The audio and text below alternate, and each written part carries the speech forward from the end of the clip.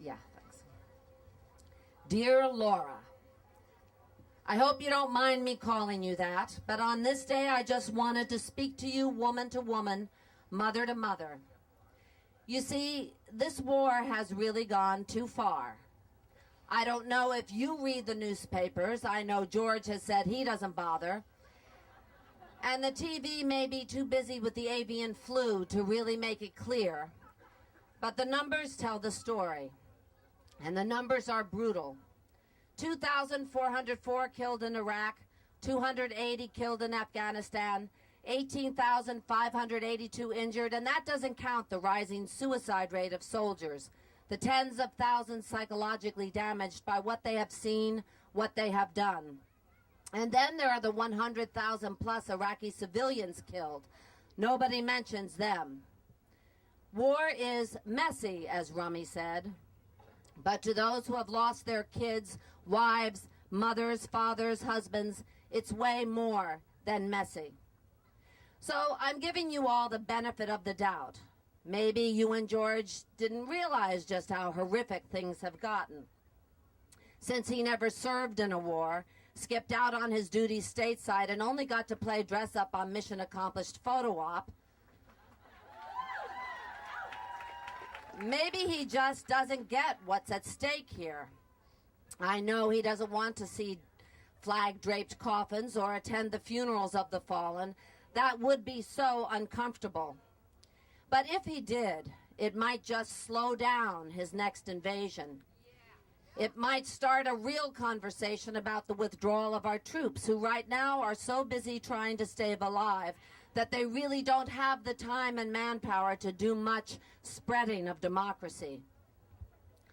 So, Laura, this is what I'm suggesting, just to get you up to speed with some of the other mothers in the country, those who have made the ultimate sacrifice, those whose kids are stuck over in Iraq and Afghanistan in harm's way. Have George put his uniform back on. He'll like that part. And send him with the men in dress whose unfortunate job it is to notify those moms standing in their kitchens, working in their gardens, setting their tables for dinner.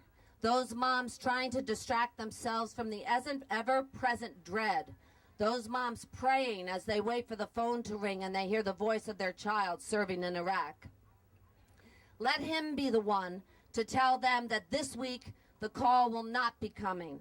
Neither will the letter, ever. And then let him explain to them why they have made the ultimate sacrifice. Maybe then he will understand why wars are usually not preemptive, why wars are to be avoided and entered into only when absolutely necessary.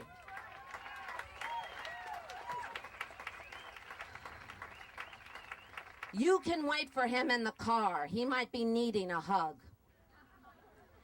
Now, if George can't find the time for that, I know it's hard splitting your time between president stuff and vacations in Crawford. I've enclosed with my letter a little gift. It's a board game called Risk, the game of global domination. Here it is. He and Rummy, Condi, and Dick can play it together and practice war strategies. They can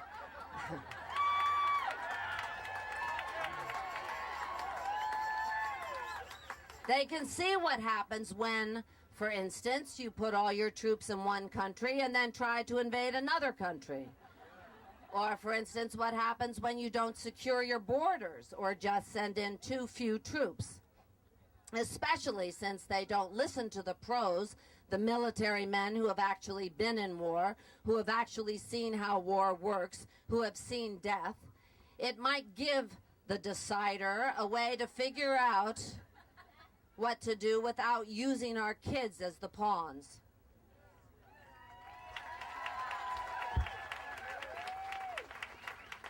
I guess, Laura, that's just about it. Just tell him we don't want our kids to die or the kids in Iraq to die.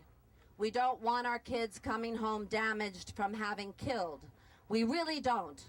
Or as Julia Ward Howe said on the first Mother's Day, let them solemnly take counsel with each other as to the means whereby the great human family can live in peace, each bearing after their own time the sacred impress, not of Caesar, but of God.